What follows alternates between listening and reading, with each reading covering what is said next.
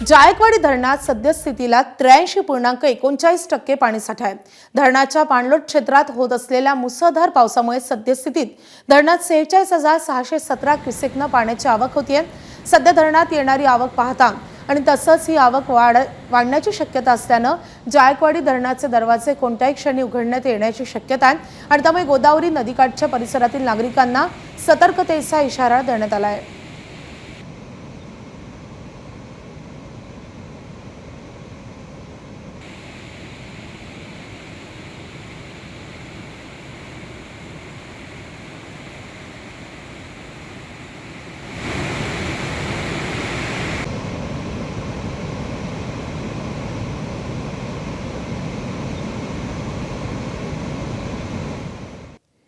उजनी आणि वीर धरणातून सोडण्यात आलेल्या पाण्यामुळे पंढरपूर येथील चंद्रभागा नदी दुथडी भरून वाहते।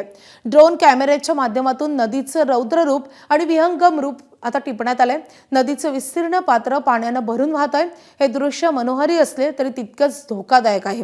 पुरामध्ये अनेक मंदिरं पाण्याखाली गेलेत तर जवळपास 100हून अधिक कुटुंबांचं सुरक्षित स्थळी स्थलांतर करण्यात आले। नदीकाठच्या परिसरावर प्रशासनाकडून सातत्याने लक्ष ठेवलं जात आहे।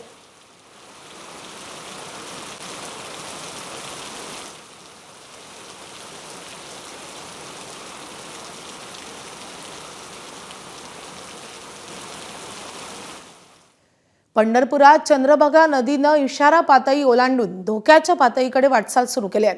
नदीचं पाणी व्यास नारायण वसाहतीत शिरल्यानं प्रशासनानं रात्री उशिरा नागरिकांचं सुरक्षित स्थळी स्थलांतर केलंय।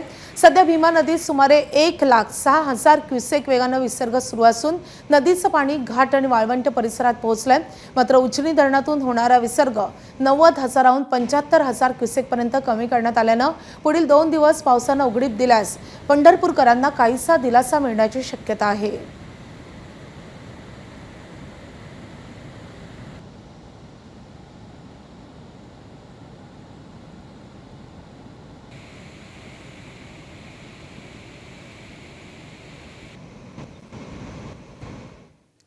वीर धरणातून मोठ्या प्रमाणात पाणी सोडण्यात आल्यानं पुणे आणि सोलापूर जिल्ह्याच्या सीमेवरील नीरा नरसिंहपूर येथील नीरा भीमा नदी संगम परिसर ओव्हरफ्लो झालाय।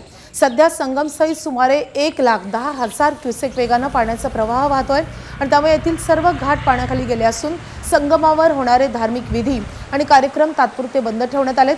प्रशासनानं नागरिक आणि भाविकांना नदीकाठच्या परिसरात न जाण्याचं आवाहन केलंय।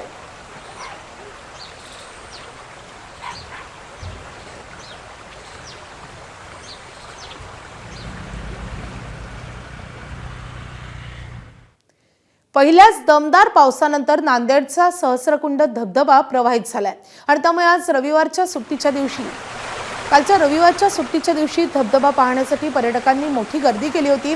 पैनगंगा नदीवरचा असलेल्या या धबधब्याच्या जागेवर जवळपास 100 फुटावरून पाणी खाली कोसळतं। हे नयनरम्य दृश्य पाहण्यासाठी विदर्भ, मराठवाडा आणि तेलंगणा राज्यातून मोठ्या प्रमाणावर पर्यटक दाखल झाले होते। या धबधब्याचे ड्रोन कॅमेऱ्याच्या मदतीने घेतलेले खास दृश्य एबीपी माझाच्या प्रेक्षकांसाठी आम्ही घेऊन आलो।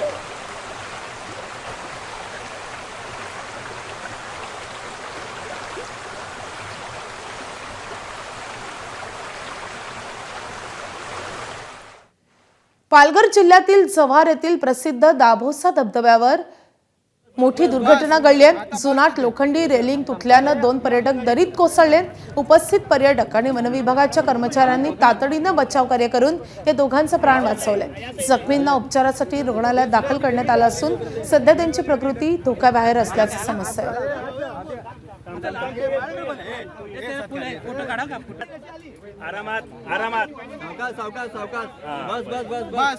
आता बस तिथे बस ही आपल्या गाडीत ठेव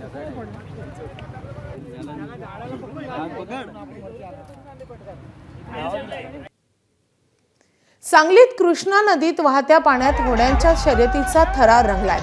गाव भागातील संकल्प फाउंडेशन तर्फे या भव्य होड्यांच्या शर्यती आयोजित करण्यात आल्या होत्या। सरकारी घाटावर पार पडलेल्या या भव्य होड्याच्या शर्यतीमध्ये सांगलीवाडीच्या तरुण मराठा बोट क्लबनं प्रथम क्रमांक पटकावलाय तर द्वितीय क्रमांक इचलकरंजीच्या वरदविनायक बोट क्लबनं तर तिसरा क्रमांक बोट क्लब डिग्रज यांनी पटकावलाय।